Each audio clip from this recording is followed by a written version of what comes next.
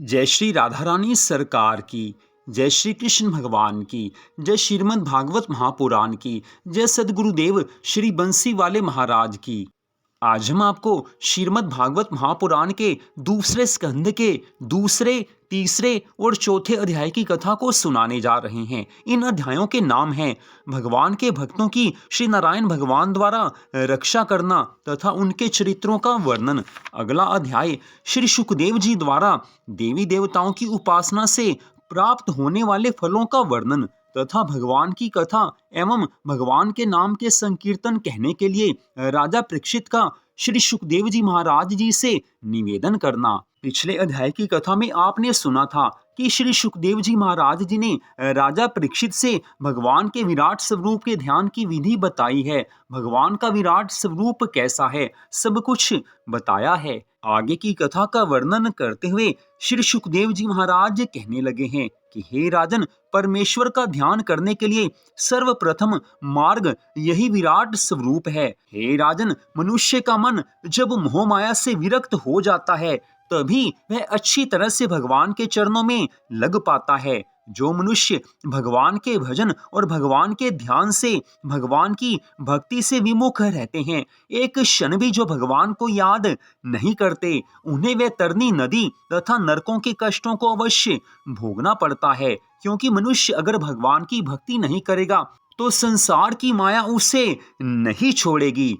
हे राजन, जो मनुष्य संसारी मोह माया छोड़कर प्रभु का स्मरण करते हैं, उन्हें किसी गृहस्थ के घर भोजन अथवा वस्त्र मांगने के लिए जाने की आवश्यकता नहीं रहती है। जो प्राणी मानव जन्म लेकर भी भगवान का भजन करके अपनी मुक्ति का साधन नहीं करता, उसे पुनः 84 लाख योनियों में भटकना पड़ता है। उसे कुत्ते की योनि में भी जाना पड़ेगा, उसे बिल्ली की योनि में भी जाना पड़ेगा, उसे हर योनि में जाना पड़ेगा।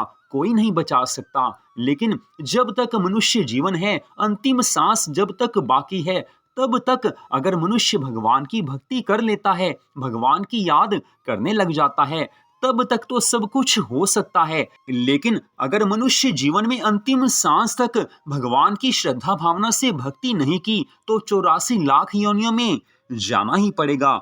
आज श्री सुखदेव जी महाराज कहने लगे हैं कि हे राजन, जो प्राणी मनुष्य का शरीर प्राप्त करके अपने जीवन को खेल कूद तथा संसारिक माया जाल में बिता देता है और जगत पिता परमात्मा को नहीं पहचान पाता, उसकी दशा वैसे ही समझनी चाहिए जैसे कोई वस्तु ऊंचे पहाड़ पर चढ़ने से पूर्व ही नीचे गिरने पर होती है। जो प्राणी मनुष्य शरीर प्राप्त करके भी अपने आप को नहीं संभालता है, भगवान की भक्ति नहीं करता है, उसे पर्वत के शिखर से नीचे गिरा हुआ समझना चाहिए। ऐसा मनुष्य पुनः 84 लाख योनियों में भटकने के बाद फिर उस चोटी के निकट पहुंच सकता है।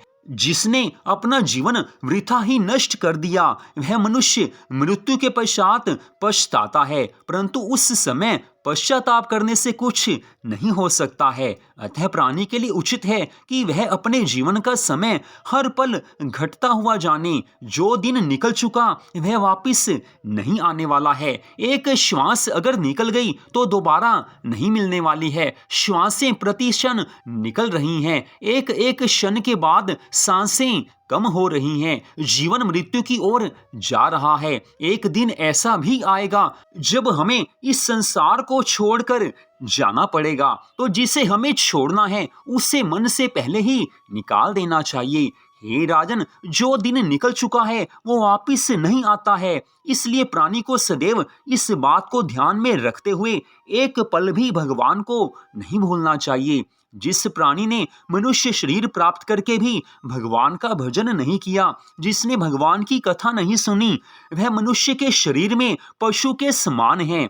जिस तरह बैल और ऊंट दिन रात बोझा ढोते रहते हैं और एक समय जो भी उनको दाना पानी मिल जाता है उसी को खाकर प्रसन्न रहते हुए वो ये नहीं समझते हैं कि किधर से सूर्य देव भगवान उदय होते हैं और किधर छिपते हैं, क्योंकि वो पशु है, वो नहीं समझ सकते। लेकिन मनुष्य तो मनुष्य ठहरा, धर्म तो मनुष्य ही पूरा कर सकता है, धर्म के मार्ग पर चल सकता है। लेकिन अगर वो भगवान की भक्ति नहीं करता तो उसमें और पशु में कोई अंतर नहीं जानना चाहिए।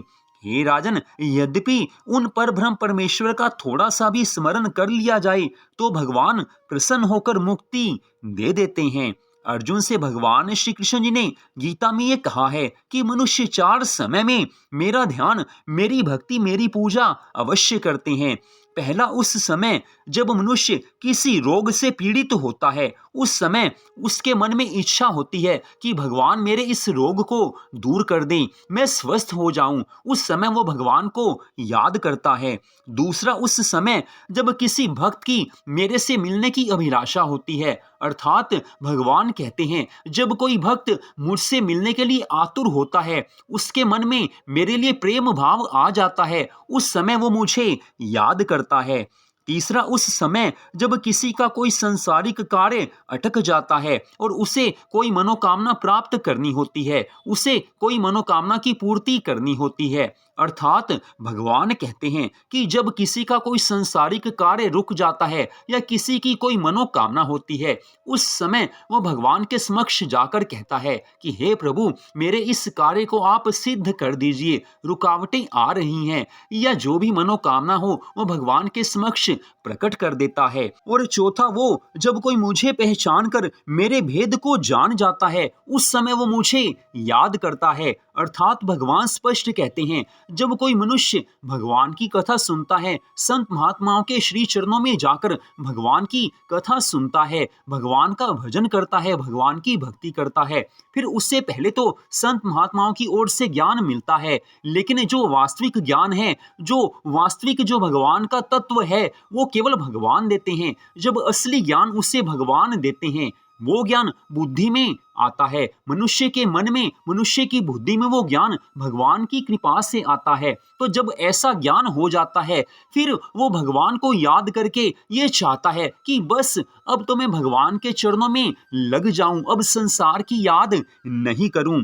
भगवान अर्जुन से कहते हैं कि हे अर्जुन, इन 4 अवसरों पर मनुष्य अवश्य ही अपने कार्य की सिद्धि के कारण मेरा ध्यान करते हैं, मुझे याद करते हैं, परंतु मैं इन 4 समयों में से सबसे अधिक उस मनुष्य पर प्रसन्न रहता हूँ जिसे ये ज्ञान हो गया है कि मैं ही सर्वस्व हूँ, मेरे से बढ़कर कोई नहीं है, जो बिना किसी इच्छा के मेरा ध्यान, मेरा भजन, मेरी भक्ति करता है, जिसकी कोई मनोकामना नहीं है, जो केवल मेरे से प्रेम करता है, उस पर मेरा पूर्ण प्रेम प्रकट हो जाता है, उससे मैं सबसे प्रसन्न रहता हूँ। वैसे तो ये चारों भक्त ही मेरे प्रिय हैं, क्योंकि वो मुझे किसी न किसी तरह से याद तो कर रहे हैं। वो उन लाखों करोड़ों मनुष्यों से अच्छे हैं जो मुझे याद ही नहीं करते। तो जो मुझे किसी भी तरह से याद करें वो मेरे परम प्रिय हैं, लेकिन जो केवल मेरा ही ध्यान करते हैं, जो केवल मेरे लिए ही मेरी भक्ति करते हैं, उन पर मैं विशेष कृपा करता हूँ।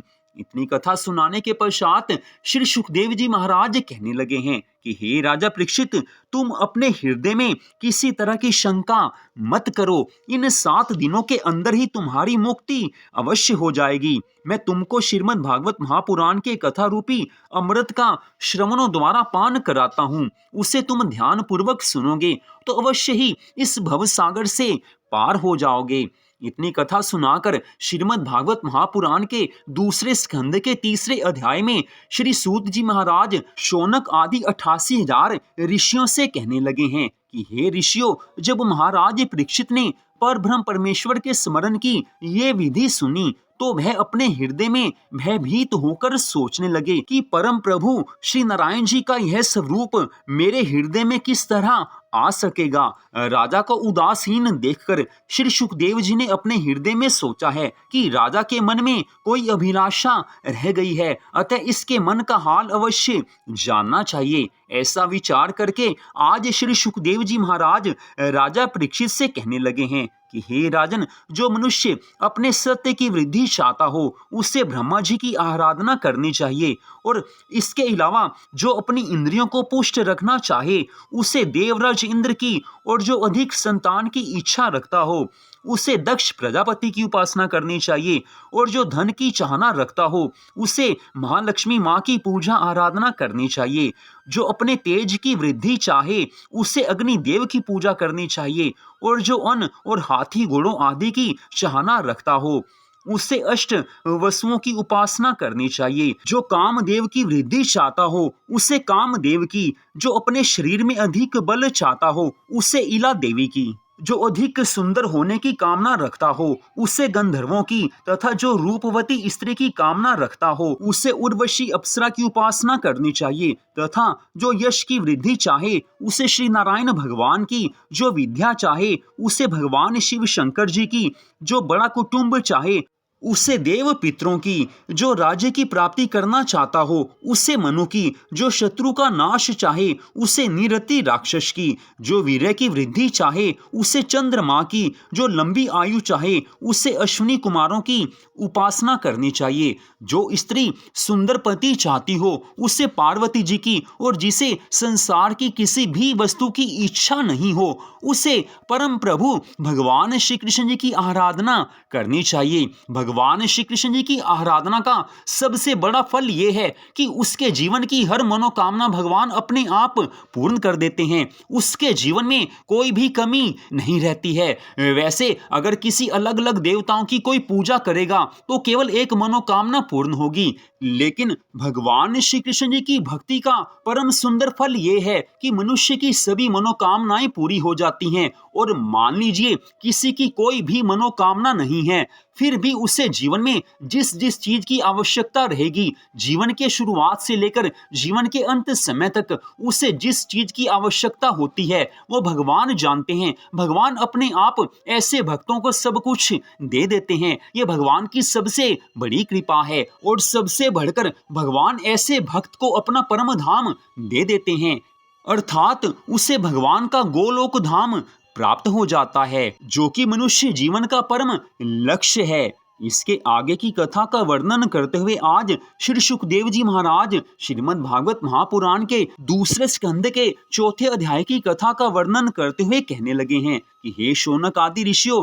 जब राजा परीक्षित ने भगवान श्री श्याम सुंदर के ध्यान का वर्णन और श्रीमद् भागवत महापुराण की महिमा को सुना तो उनका सब शोक जाता रहा, उनका शोक नष्ट हो गया है। उन्होंने प्रसन्नता पूर्वक राज्य और स्त्री पुत्र आदि का संपूर्ण मोह छोड़ दिया है। आज राजा परीक्षित भगवान के ध्यान में मग्न हुए हैं, मन भगवान के चरणों में लग चुका है।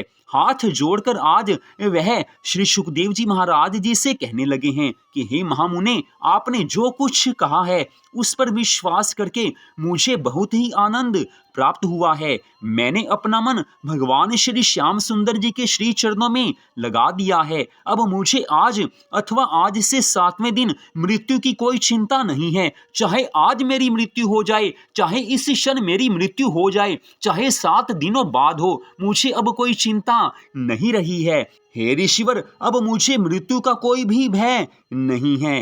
हे मुनि श्रेष्ठ, आपने समस्त पुराण और शास्त्रों को पढ़ा है तथा आप पर ब्रह्म का तत्व भली प्रकार से जानते हैं। अतः अब आप कृपा करके मुझको वह कथा सुनाइए कि श्री नारायण भगवान इस सृष्टि की रचना करने के बाद पुनः उसे किस तरह नष्ट भ्रष्ट कर देते हैं। इसके बाद आप मुझे निर्गुण ब्रह्म की वे लीलाएं सुनाने की कृपा कीजिए जो प्रभु ने सगुण स्वरूप धारण करके इस जगत में की हैं। राजा परीक्षित के ऐसे वचन सुनकर श्री सुखदेव जी महाराज अति प्रसन्न हुए हैं। उन्हें पता चल गया है कि अब राजा परीक्षित का मन स्वच्छ हो गया है, उसके मन में भगवान जी के लिए अब प्रेम बढ़ गया है।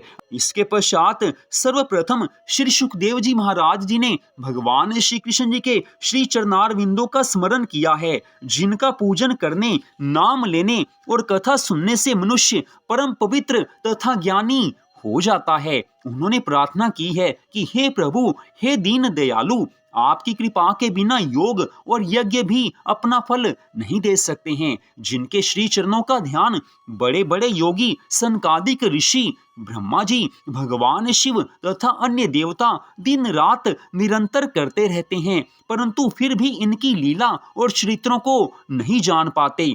इसीलिए सबसे पहले मैं उन परम ब्रह्म प्रभु भगवान श्री कृष्ण जी को प्रणाम करता हूँ, जिनकी कृपा से शबरी, जटायु एवं ब्रज गोपियां भी मुक्ति पद को प्राप्त हो गई। मैं उनको सदैव प्रणाम करता हूँ वे भगवान श्री श्याम सुंदर अपनी कृपा द्वारा मेरी बुद्धि को उनके चरित्रों का वर्णन करने की शक्ति प्रदान करें। कितनी सुंदर कथा का वर्णन यहाँ पर आया है। श्री सुखदेव जी महाराज आज राजा परीक्षित से श्रीमद् भागवत कथा सुनाना आरंभ कर रहे हैं, लेकिन सबसे पहले भगवान श्री कृष्ण जी की पूजा आराधना करते हैं। भगवान से प्रार्थना करते हैं कि हे प्रभु, मुझे आप सद्बुद्धि दीजिए, मुझे आप अपनी कृपा दृष्टि दीजिए, अपनी कृपा करिए ताकि मैं आपकी कथा का वर्णन कर सकूं। संत महात्माओं के, सिद्ध महात्माओं के, जो बड़े बड़े ऋषि मुनि हैं, उनके यही सबसे बड़े लक्षण होते हैं कि वो कुछ भी करें, भगवान की कथा किसी को भी सुनाना आरंभ करने लगें तो उनके मन में ये अभिमान नहीं होता है कि मैं कथा जानता हूं, मुझे कथा करनी आती है। उनके मन में एक ही भाव होता है कि मैं तो अज्ञानी हूं, मेरे पास कुछ भी नहीं है। इस कारण वह भगवान से प्रार्थना करते हैं कि हे प्रभु, आप कृपा करेंगे तभी आपकी कथा का वर्णन हो पाएगा।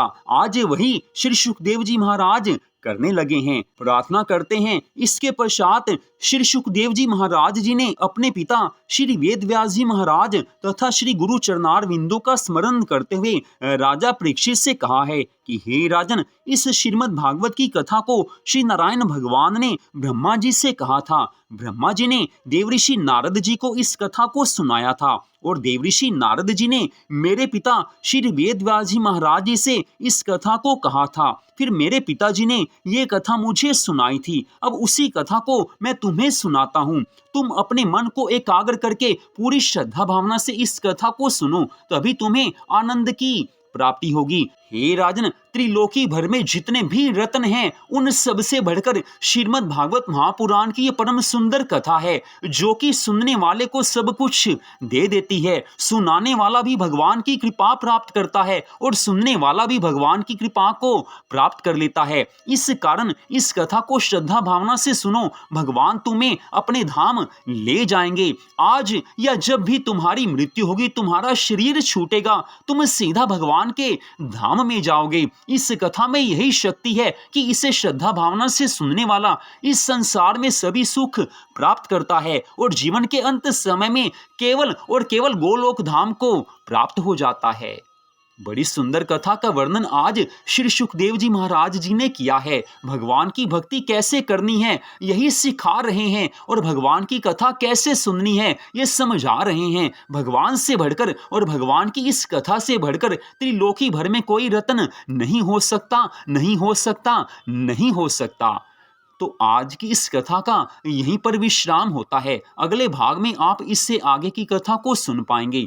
जय श्री राधा रानी सरकार की, जय श्री कृष्ण भगवान की, जय सदगुरुदेव श्री बंसी वाले महाराज की, जय श्रीमद् भागवत महापुराण की। जय जय श्री राधे, जय जय श्री राधे, जय जय श्री राधे श्याम।